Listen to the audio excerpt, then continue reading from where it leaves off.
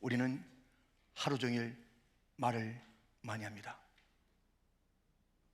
그런데 우리의 말을 누군가 분석한다면 어떤 단어, 어떤 주제가 우리의 입에서 가장 많이 나오는 그런 주제며 언어, 단어일까요? 오늘 본문에는 다시 살아나셨다 라는 구절이 10번 나옵니다. 그리고 그와 동일한 의미, 부활이라는 단어가 또 2번 나옵니다. 9절에 12번이나 다시 살아나셨다 라는 이야기가 등장하는 것입니다. 바울은 다메섹에서 예수님을 만났는데 예수님이 부활의 예수님, 다시 사신 예수님을 만난 거예요. 그의 전 이제 변화된 삶에서 주제는 다시 사신 예수님이었던 것입니다.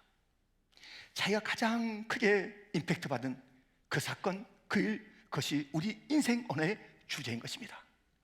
우리는 얼마나 가장 소중한 단어인 부활, 다시 사신 그리스도 이야기를 나누고 있는지요. 그런데 이 고린도 교회에 문제가 있는 것이에요. 그리스도께서 다시 살아나셨다, 오늘 본문에 8번을 이해하고 있고요, 잠자는 자, 곧 성도들의 부활에 대해서도 4번 얘기하고 있다니까요. 근데 이것을 뚝 떼어 놓은 것이에요.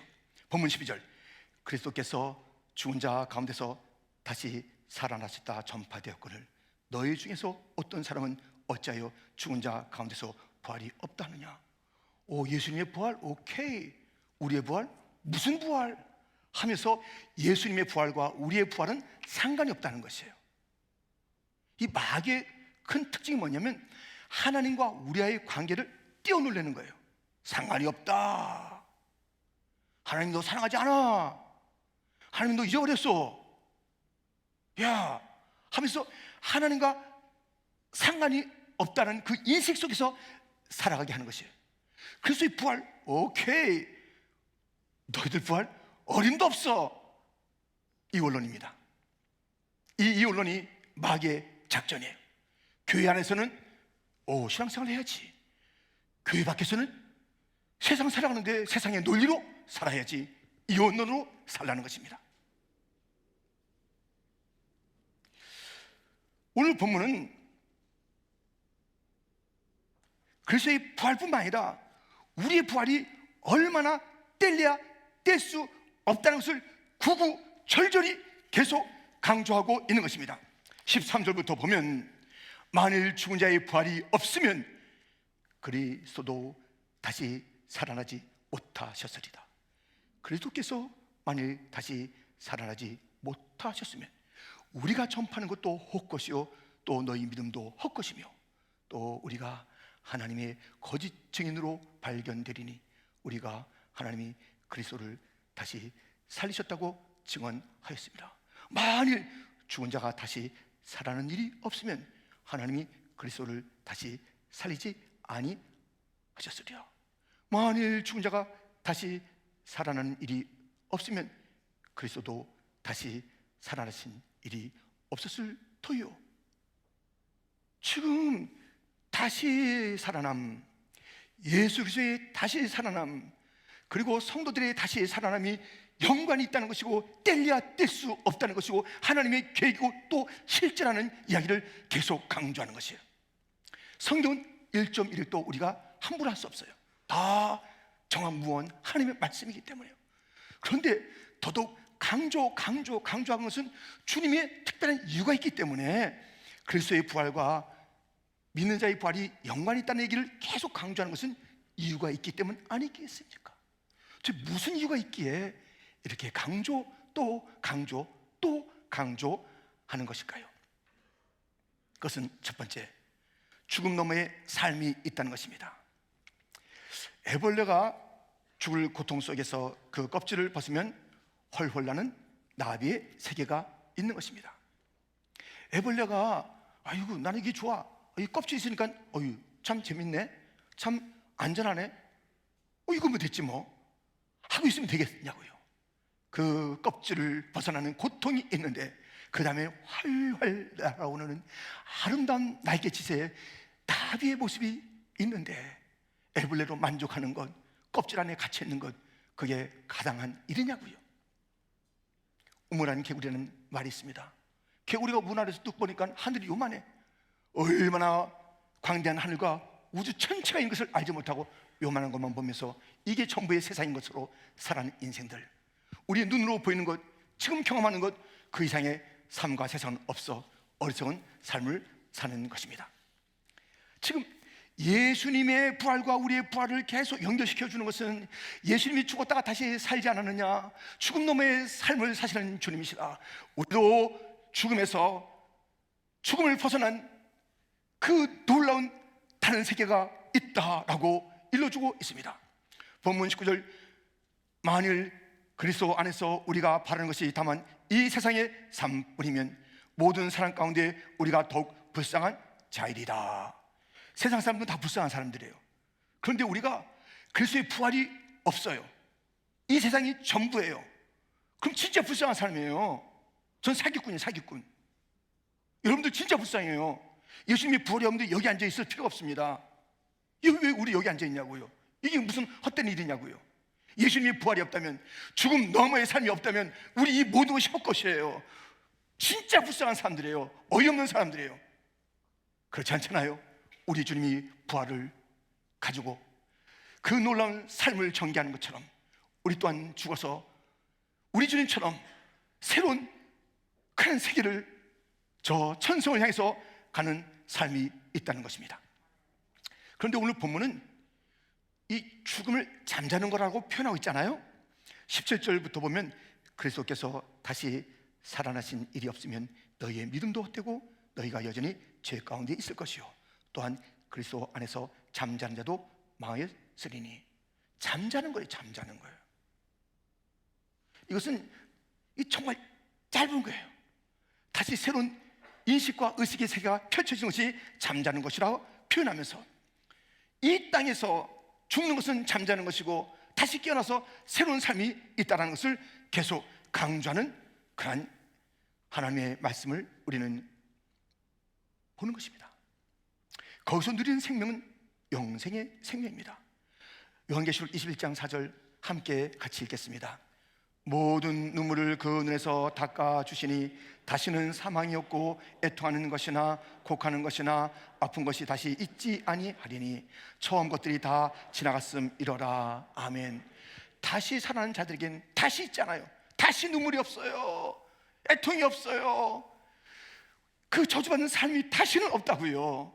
새로운 삶, 영생의 삶, 그것이 우리 앞에 펼쳐지는데 이것은 이전의 상과는 완전히 다른 삶이라고 우리에게 일러주고 있습니다. 멋진 삶이 우리 앞에 기다리고 있습니다. 이것이 없다면 우린 정말 불쌍한 자들이에요. 믿음 생활의 것은 헛거예요. 이것이 없다면, 죽음 너머의 그 아름다운 삶이 없다면, 영원한 그런 삶이 없다면 다시는 고통과 애통과 죽음이 없는 그 나라가 없다면 우리의 모든 것은 헛것이며 망하는 인생, 불쌍한 인생이라는 것입니다. 우리 주님이 죽음에서 부활했듯이 우리도 부활하면 주님이 누리시는 그 영생의 나라에 우리도 초청받아 산다는 것입니다. 그런데 문제는요, 그 영생을 약속받았는데, 아니 약속받은 게 아니라 이미 있어요. 내가 진실로 진실로 너에게 이르노니 내 말을 듣고 또 나 보내신 이를 믿는 자는 영생을 얻었고 심판에 이르지 아니하느니 사망에서 생명으로 옮겼느니라. 이미 영생이 존재해요. 우리는 이제 영생의 나라에 들어가서 그 복락을 누리는데 아직까지 이 세상에서 영생의 존재로 살아가고 그 날을 기다리며 살아가는데, 문제가 뭐냐면 아직까지 내 안에 있는 이 욕심들, 옛 습관들, 어두운 그런 세상, 마귀의 적극적인 유혹들, 이런 것들이 있다 이거예요. 이 죽음 넘어 찬란한 영생의 나라를 바라보고 사는 우리들에게 이게 뭐예요? 이게 뭐냐고요? 여전히 우리의 현실 속에서는 영생의 존재, 영생을 바라보는 존재, 죽음 너머를 초월한 그런 관점을 가지고 사는 당당한 인생 가운데 찾아오는 이 유혹들, 이 문제들, 아직까지 끈적끈적하게 남아있는 이 욕심들 어떻게 하면 좋죠? 오늘 이제 새벽에요, 무슨 본문을 말씀드렸냐면 여인들이 안식 후 첫날에 예수님의 무덤에 찾아간 이야기를, 그 말씀을 전했습니다. 그런데 거기에 천사가 이렇게 말하는 것이, 예수님이 여기 계시지 않는다, 이 무덤에 계시지 않는다. 그러니까 누웠던 그 자리, 이 절망의 자리, 탄식의 자리, 사망이 묶어놓은 자리에 예수님은 더 이상 계시지 않는다라고 말씀했는데요, 우리가 이 땅의 삶 그것이어야 돼요. 그가 여기 있지 않다, 그가 여기 죄의 자리에 있지 않다, 절망의 자리에 있지 않다, 죽음의 그 사슬에 있지 않다, 그는 이 땅에 살고 있으나 여기 있지 않다. 누가 그랬습니까? 요셉을 보세요. 요셉은 이 땅에 살아가는 동안에 정말 힘겨운 삶을 살았으나 소망이 있습니다. 그에게는 비전이 있습니다. 그에게는 하나님이 계십니다. 그래서 이 땅에 살고 있지만 이 땅의 모든 유혹이 있을 때 그 자리에서 벗어난 거예요. 보디발의 아내가 유혹을 한 것입니다. 여기서 이제 같이 우리가 유혹이 왔습니다. 그럴 때 이 보디발은 그 자리에 없었습니다. 유혹이 왔을 때 후닥닥 정말 옷도 챙기지 못하는 거예요. 옷을 갖다 잡아 당긴 거예요. 이거 아주머니 왜 이러세요? 이렇게 하면서 그냥 내뺀 거예요. 그 자리에 없었습니다. 성도요, 그 자리에 없어야 돼요. 죄의 자리에 없어야 되는 거예요. 절망의 자리에 우리가 없어야 되는 거예요. 낙심의 자리에 없어야 되는 거예요. 불평의 자리에 없어야 되는 거예요. 이 현실 속에 있다 이거예요. 그러나 요셉처럼 피해야 되는 것이에요. 이 땅에 그 무덤 그 자리에 있다는 거예요. 그 자리에 우리 예수님 없었듯이, 요셉이 유혹의 자리에 없었듯이 우리가 사는 방식은 그 자리에 없는 것입니다. 불평의 자리에 있는 거예요. 우리가 죄의 자리에 우리가 있는 거예요. 유혹의 자리에 있는 거예요. 이것은 부활의 사람의 삶이 아니잖아요. 이것은 저 영원한 나를 바라보는 자의 삶이 아니잖아요. 영성을 가진 자의 삶이 아니잖아요. 영성을 가졌으나 저 찬란한 영생의 나를 바라보는, 죽음 너머의 삶을 바라보는 그런 사람이 이 땅의 유혹에 넘어져요. 이 땅의 죄의 자리에 있어요. 그 자리에 없었더라. 아무리 눈을 씻고 찾아봐도 이 세상에는 유혹의 자리가 있다니까요. 이 세상엔 절망의 자리가 있다니까요. 이 세상엔 죽음의 자리가 있다니까요. 이 세상엔 불평의 자리가 있다니까요. 근데 거기에 퀸즈 장룩의 사람은 없었더라. 이것이 그리스도의 삶인 것이에요. 없었다. 우리는 그 자리, 죽음의 자리, 이 땅에서 우리는 없는 그 삶을 살아야 바로 부활의 믿음을 가지고 사는 자답게 사는 것입니다. 이렇게 그 자리에서 도망하는 것, 이것이 삶의 중요한 방식입니다. 그 절망의 자리에서 딱 사라져주는 것, 이것이 우리의 방식입니다. 이 땅에 있는 동안에 또 우리는 어떠한 삶을 살아야 할까요? 바로 이것입니다. 선언하는 것입니다. 고린도전서 15장 51절부터 보라, 내가 너에게 비밀을 말하노니 우리가 다 잠잘 것이 아니요 마지막 나팔에 순식간에 호련히 다 변화되리니 나팔 소리가 나매 죽은 자들이 썩지 아니할 것으로 다시 살아나고 우리도 변화되리라. 이 썩을 것이 반드시 썩지 아니할 것을 입겠고 이 죽을 것이 죽지 아니함을 입으리로다. 이 썩을 것이 썩지 아니함을 입고 이 죽을 것이 죽지 아니함을 입을 때 사망을 삼키고 일이라고 기록된 말씀이 이루어지리라. 55절부터 같이 읽겠습니다. 사망아, 너의 승리가 어디 있느냐? 사망아, 내가 쏘는 것이 어디 있느냐? 사망이 쏘는 것은 죄요 죄에 걷는 율법이라. 우리 주 예수 그리스도로 말미암아 우리에게 승리를 주시는 하나님께 감사하노니 그러므로 내 사랑하는 형제들아, 견실하며 흔들리지 말고 항상 주일에 더욱 힘쓰는 자들이 되라. 이는 너희 수고가 주 안에서 헛되지 않은 줄 알미라. 아멘. 부활의 사람들은 선언하며 살아야 되는 거예요. 선제적으로 살아요. 선제적으로 찬송하는 거예요. 선제적으로 감사하는 것이에요. 다 일들이 이루어지고 난 다음에 그 다음에 찬송할까? 그 다음에 감사할까? 아니, 이미 부활, 우리의 승전일, 부활절이 승전일이에요. 이 승전일이 2000년 전 그 우리 주님의 첫 부활에 그때부터 주어진 이 부활, 흔들릴 수 없는 이 부활, 이 승리를 우리는 이미 나중에 가야 승리가 확인돼요. 나중에 가야 감사할지 안 할지 우리가 그렇게 그렇게 살아가는 것이에요? 아닙니다. 이미 이루어진 것입니다. 선제적으로 선포하는 것입니다. 사망아, 내가 어디 있느냐? 선언하는 것입니다. 감사하는 것입니다. 흔들지 않는 것입니다. 이제 제가 부목사로 있을 때 우리 퀸즈 장로교회요, 장윤춘 목사님이 우리 교육자들을 다 데리고 포코노 가는 거예요. 포코노 가서 수련을 합니다. 근데 가자마자 우리들, 야, 얼마나 고생이냐, 방에 들어가서 쉬고 우리 어디 갈까? 이게 아니에요. 빨리 가방 두고 오래요. 그러고 나서 또 훈련하시는 거예요. 예, 아주 너무 감사해. 너무 감사해. 또 훈련하시는 거예요. 너무. 근데 훈련의 과목도 여러 가지인데요, 그날은 이런 훈련하는 거예요. 딱 교육자들 이렇게 쭉 둘러 앉게 하신 다음에, 우리가 이제 목회하다 보면 여러 가지 상황을 만난다.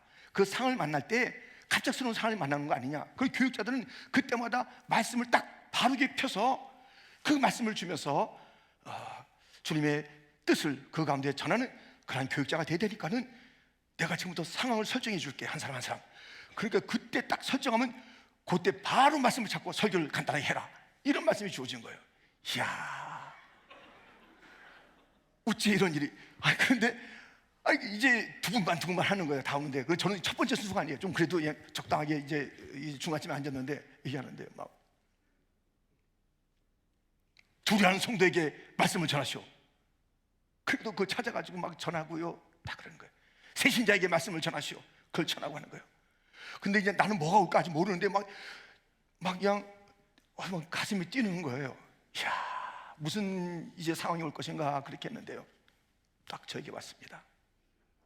그전까지 딴 사람들의 이야기가 들리는 게 아니라 바짝바짝 입 마른 소리가 들리는 거예요. 예, 이렇게 하는 그 입 마른 소리가 들리는데 이제 저한테 왔습니다. 무슨 상황이냐면, 김 목사, 지금 그래서 안수 집사 투표했어. 근데 누가 떨어졌어. 그리고 한 달 동안 안 나오고 있어. 그 집에 가서 무슨 설교할래? 딱 그러는 거예요. 이야. 그때 제가 바로 오늘 본문에 나오는 고린도전서 조금 전에 읽은 15장 58절이에요. 15장 58절. 그러므로 내 사랑하는 형제들아, 건실하며 흔들리지 말고 항상 주일에 더욱 힘쓰는 자들이 되라. 이는 너희 수고가 주 안에서 헛되지 아니라. 이게 딱 떠오르는 거예요. 그래서 이게 딱 쓰고, 형제님, 사람을 바라보고 봉사하시는 것입니까? 흔들지 마세요. 주님이 바라보십니다. 헛되지 않을 것입니다. 주님의 수고를 인정해 주실 거예요. 직분이 문제가 아닙니다. 믿음을 가지고 다시 나오세요. 이렇게 전하겠습니다. 그러니까 목사님이 가만 계세요. 가만 계신 게 칭찬이에요. 예, 우리 목사님 가만 계신 게 칭찬이야. 그래서 그 가만 계신 칭찬을 제가 받은 거라고요. 자, 그러니까요, 여러분들이요, 흔들리지 말아야 돼. 흔들리지 말아야 돼. 부활의 사람은 흔들리는 것이 아니에요. 사망을 제압했잖아요. 사망이 최고의 원수라고요. 골리앗을 이겼으면 그 밑에 불에서 다 이긴 거예요. 사망을 이겼으면 다 이기는 거예요. 왜 떨어요? 왜 흔들려요? 무슨 문제예요? 사망 권세를 이긴 주님을 믿는 우리들이 어떠한 상에서 왜 흔들리고 벌벌 떨고 시험 들고 넘어지고 쓰러지고 하냐고요. 그럴 수가 없습니다. 사망 아내가 무엇이냐? 우리는 선언하고 우리는 감사하고 흔들리지 않는 삶을 살아야 하는 것입니다.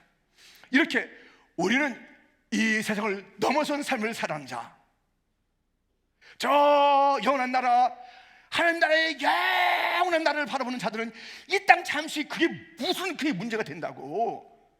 이것이 무엇이 이게 다 지나갈 건데, 다 풀같이 지나갈 것인데, 꽃같이 떨어질 것인데, 뭐가 그렇게 이것이 억울하다고, 이것이 크게 문제되냐고. 금방 지나가는데 여기서 신앙을 다 잃어버리고 영원성을 잃어버리고 이렇게 사는 것이 부활의 사람 맞습니까? 아니잖아요. 우리는 이 땅에서 저 하늘의 소망을 가지고 사는 자들이 현실 속에 있는 이 마귀 때문에, 세상 때문에, 내 욕심 때문에 오는 일들, 우리는 그 현장을 도망가라. 그는 여기 없었다. 도망가야 하는 것입니다. 선언하라. 사망아, 너 뭐야? 우리 주님 이겼고 나도 그 주님과 함께 너를 짓밟았다. 나는 이겼다. 말해야 되는 것입니다. 뿐만 아니라 언제나 그것을 바라봐야 됩니다. 우리가 히브리서 12장 2절 말씀을 같이 보겠습니다. 함께. 믿음의 주여 또 온전하게 하시는 예수를 바라보자. 그는 그 앞에 있는 기쁨을 위하여 십자가를 참으사 부끄러움을 개의치 아니하시더니 하나님 보좌 우편에 앉으셨느니라. 아멘. 여러분들 힘들 때마다 주님 바라보세요. 우리 주님도 십자가 있었으나 십자가 너머를 바라보면서 승리하셨다니까요. 우리도 주님 바라보고 우리 주님이 십자가 넘어서 가신 그 면류관, 그 영광의 하나님 보좌 우편의 그 자리를 바라보면서 우리가 오늘의 그런 어려움을 이겨야 하는 것입니다. 그곳이 있습니다. 그곳이 있습니다. 우리가 살 영원한 나라가 있습니다. 235장 함께 1절 4절 찬양합니다.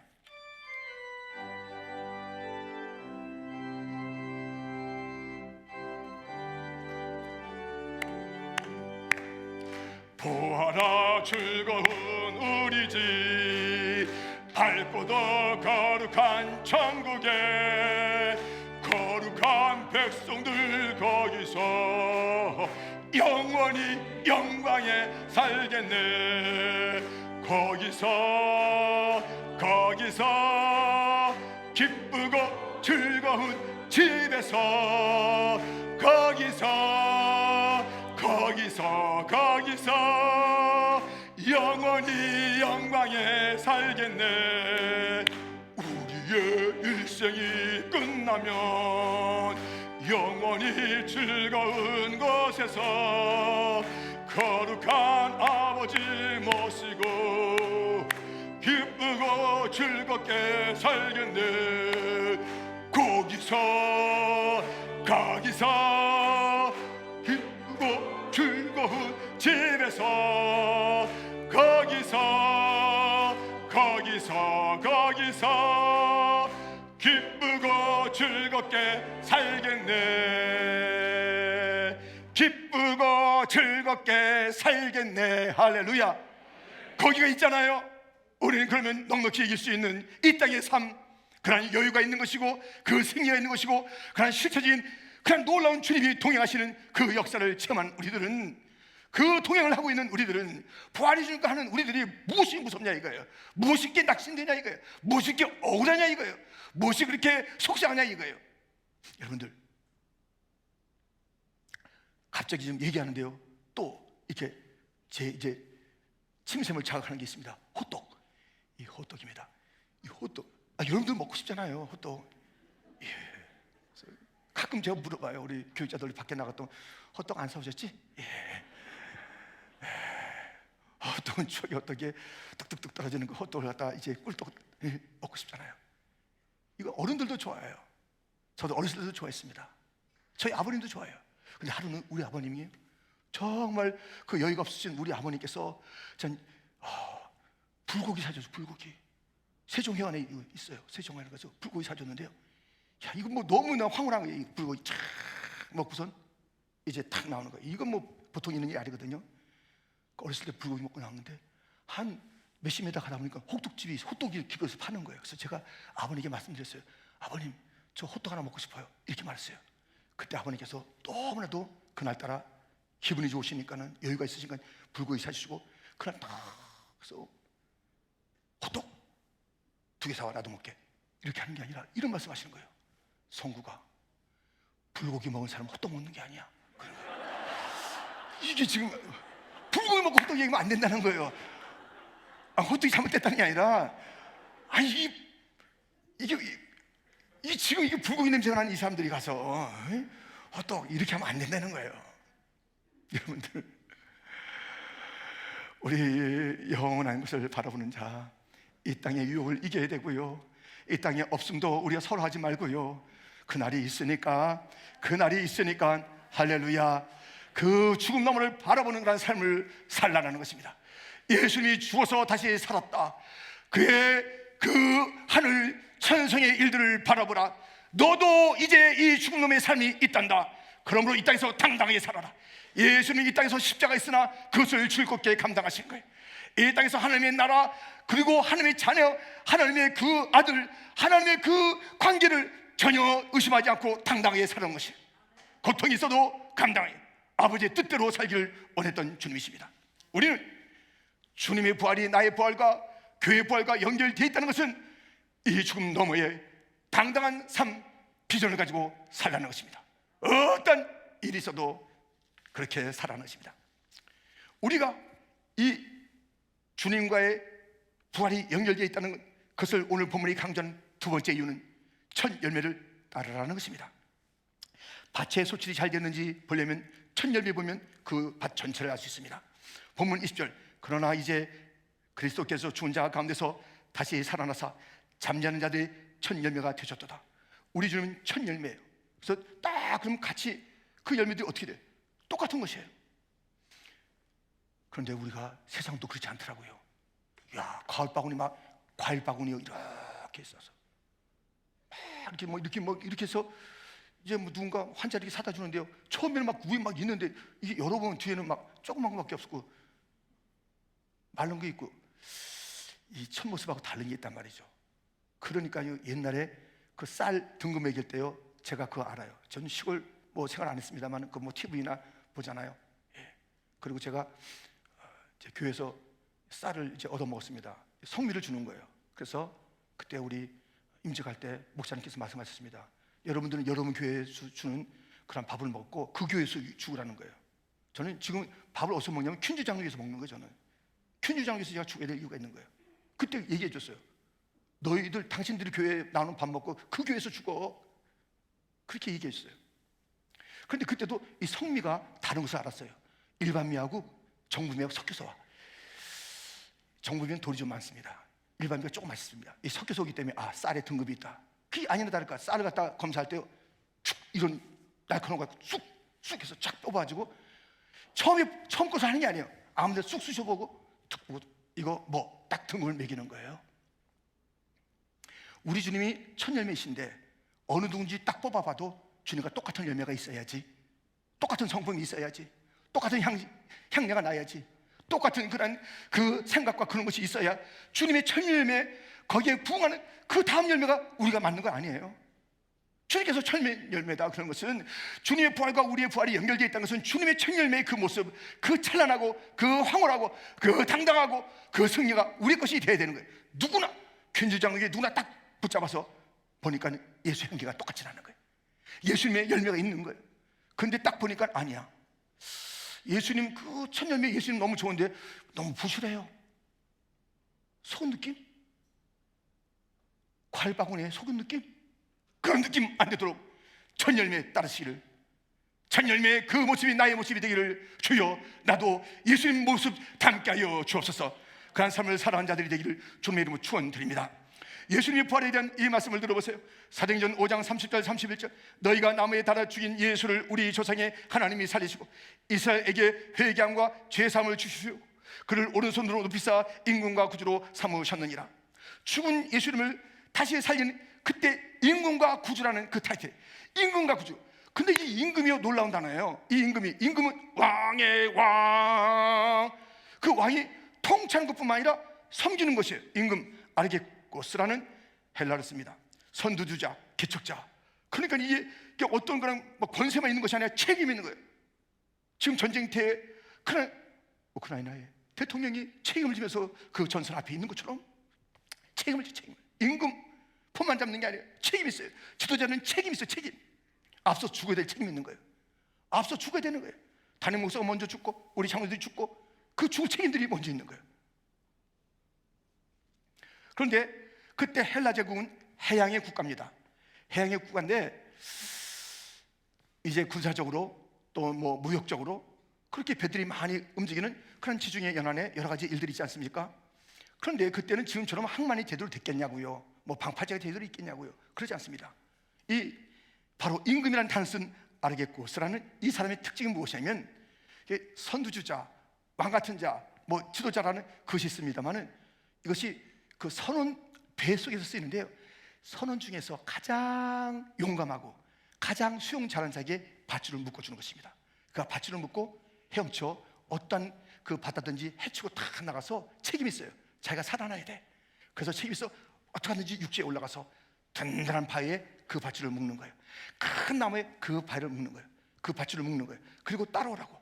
먼저 간 그가 그것을 딱 끌어다니면서 따라와, 이 줄 잡고 따라와 하는 그 역할을 하는 거예요. 부활의 주님은 밧줄을 주고 갔습니다. 우리에게 든든한 닻을 내려주셨습니다. 천국 가는 그 길 단단히 묶어주었습니다. 그 밧줄 잡고 가야 돼요. 그 밧줄 잡고 가야 돼. 예수님 밧줄 아니면 다 끊어지는 거예요. 다 허접한 거예요. 다 망하는 거예요. 다 끊어져. 예수님 줄 아는 내가 지금 찾고 있는 줄이 무슨 줄인가 보세요. 돈줄이에요? 사람 줄이에요? 명예 줄이에요? 건강 줄이에요? 그 어떤 줄입니까? 세상에 그 어떤 것도 우리가 이 험한 바다를 건너서 천국에 이를 수 없는 그 줄일 것이에요. 예수님 줄, 부활하신 예수님, 나의 모든 것을 다 짊어지시고 가서 천성의 묶음과 그리고 우리로 따라오라, 이 줄 잡고 따라오라 하신 그 주님을 우리가 따르는 것이 바로 첫 열매를 따르는 것입니다. 예수님이 그냥 물에 빠져 죽었으면 우리가 죽었을 것인데 예수님은 살아나셨잖아요. 예수님 자기 혼자 아이고 이거 나 몰라 이 밧줄 너무나도 무겁다 하지 않고 그 밧줄 끌어안고 끝까지 우리 살리려고 묶어냈잖아요. 우리 주님 그렇게 하셨습니다. 우리도 그 줄 잡고 가야 하는 것입니다. 예수님만 따라야 하는 것입니다.